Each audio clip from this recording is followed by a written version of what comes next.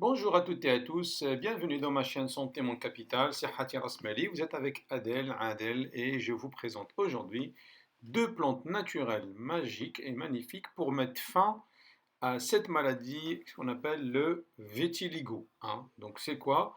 Ce vitiligo, donc c'est une maladie de l'épiderme qui se caractérise par des taches blanches, des pigmentations qui apparaissent et s'étendent sur n'importe quelle partie de la peau.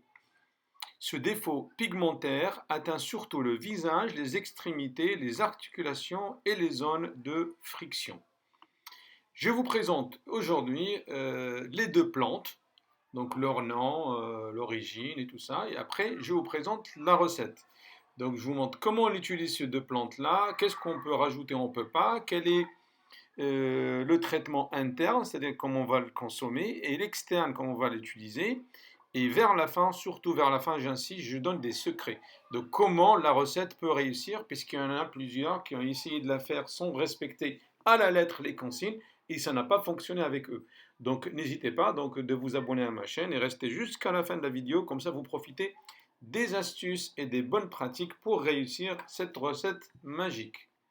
Alors, les deux plantes, c'est facile. Donc, nous avons la première qui s'appelle la camomille marocaine ou Pellitori, ou son nom scientifique, c'est Anaciluxus pyrotrum. Et la deuxième plante, c'est Ami majus ou Ami élevé. C'est notre deuxième plante. Alors, l'usage interne.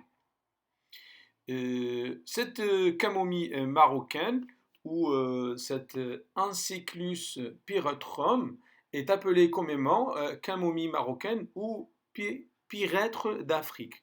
Est une plante couvre-sol tapissante de la famille des Astéracées, venue du littoral méditerranéen où elle se répand en terrain sec et rocailleux. La deuxième plante, son nom en français c'est Ami majus, comme vous voyez sur la photo.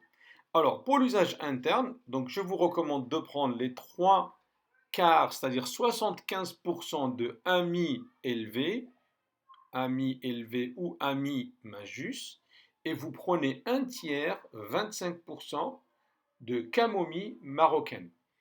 On va prendre une demi-cuillère à café avant le petit déjeuner, au lever, matin à jeun, et on prendra au coucher, le soir. Il ne faut jamais dépasser cette dose. Si on dépasse cette dose, on risque d'avoir des effets néfastes.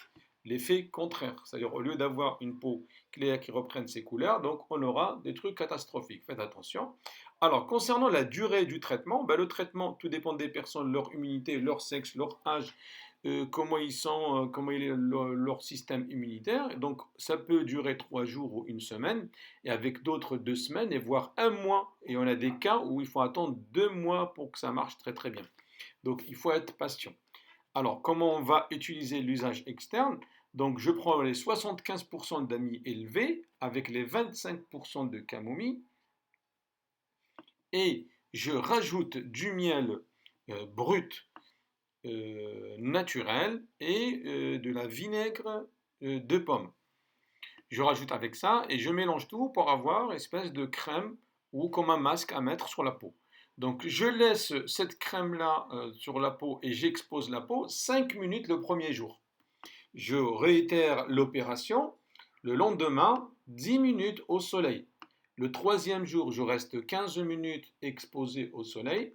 Le quatrième jour, une fois que j'ai appliqué cette recette ou ce masque-là sur la peau concernée, j'attends 25 minutes.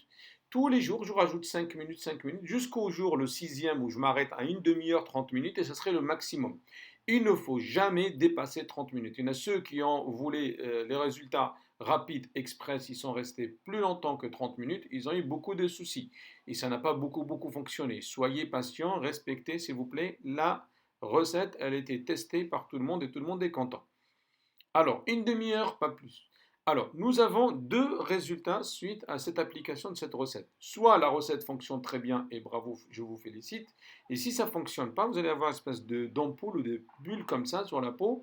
Et là, on arrête immédiatement tout, le traitement interne, le traitement externe.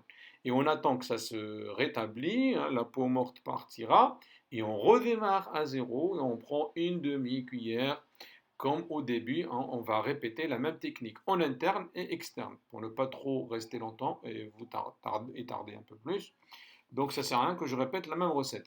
Alors, il y a une autre recette qui fonctionne très très bien, et c'est que je fais moitié-moitié entre vinaigre de cidre, de pomme, et je fais la moitié eau d'oignon, et je fais la même chose. Donc j'applique ce mélange-là sur la zone concernée, je l'expose au soleil 5 minutes le premier jour, 10 minutes le deuxième jour, 15 le troisième jour, 20 le quatrième jour, et le sixième jour, ce sera une demi-heure maximum, je ne dépasse pas ça.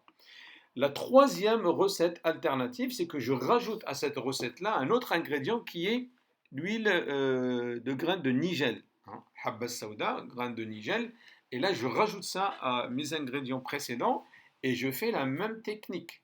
5 minutes, 10 minutes, etc. Le premier jour, deuxième jour, troisième jour.